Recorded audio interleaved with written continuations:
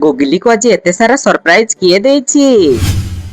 जय बड़ाम सांग माने मु सौम्य आपण मान को स्वागत करछि मोर आ एक कुन्नी ब्लॉग को। तो सांग माने मुई आज मोर बो सांगरे पळे आछे भेंडी बिलो को घास काटते। शाबाश आजी बोली कथा नै, प्राय तो मुई घास काटते आसी थाई मोर बापा सांगरे नहने मोर बो सांगरे। आजी तो मोर बोरो घास काटा देखि कि मोर आखिरु तो गदगद हेकि पानी बाहिला। सियाडे सिए तो घास काटी पारुछि नि, आडे मते भी घास काटते जणा नै। घर को ना कि आजी जाई पारबानी, अपने घर जाना है।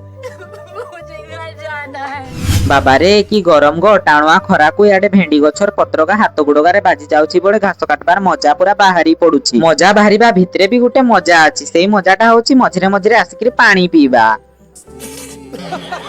घास काटिकी घर को आसला बेलू आमर मिटू समस्तकार पेंट कणा कर दी। पेंट गार एमती अवस्था करिछि जे कैमरा सामना को आनते भी नाज नागुछि।